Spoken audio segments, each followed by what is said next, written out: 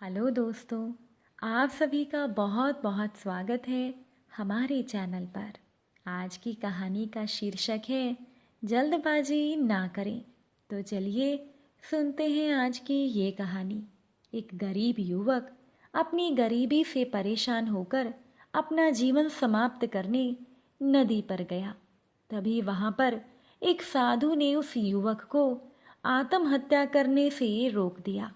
साधु ने युवक की परेशानी को सुनकर कहा कि मेरे पास एक विद्या है जिससे कि ऐसा जादुई घड़ा बन जाएगा, जो भी तुम उस घड़े से मांगोगे वो जादुई घड़ा तुम्हारी हर एक इच्छा को पूरा कर देगा।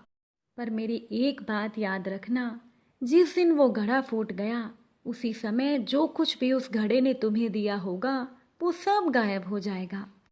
साधु ने युवक से कहा, अगर तुम 2 साल तक मेरी सेवा करो तो ये घड़ा मैं तुम्हें दे सकता हूँ, और अगर 4 सालों तक तुम मेरी सेवा करोगे तो मैं ये घड़ा बनाने की विद्या तुम्हें सिखा दूंगा।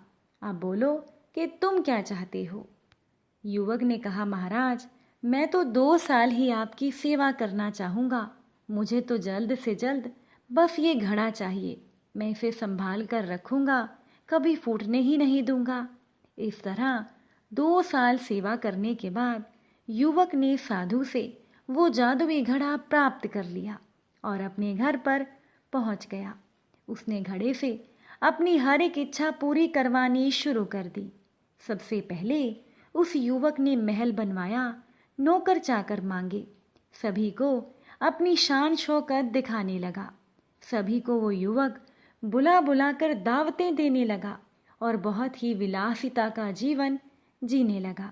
अब तो उस युवक ने शराब भी पीनी शुरू कर दी और एक दिन वो युवक नशे में घड़ा सर पर रखकर नाचने लगा।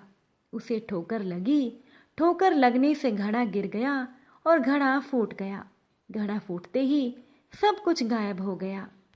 अब वो युवक सोचने लगा कि काश मैंने जल्दबाजी ना की होती और साधु महाराज से घड़ा बनाने की विद्या सीख ली होती तो आज मैं फिर से कंगाल ना होता। तो दोस्तों, हमें इस कहानी से ये सीख मिलती है कि ईश्वर हमें हमेशा 2 रास्तों पर रखता है, एक आसान जल्दी वाला और दूसरा थोड़ा लंबे समय वाला पर गहरे ज्ञान वाला। अब ये हमें चुनना होता है कि हम किस रास्ते पर चलें। इसलिए कोई भी काम जल्दी में करना अच्छा नहीं होता, बल्कि उसके विषय में गहरा ज्ञान आपको अनुभवी बनाता है।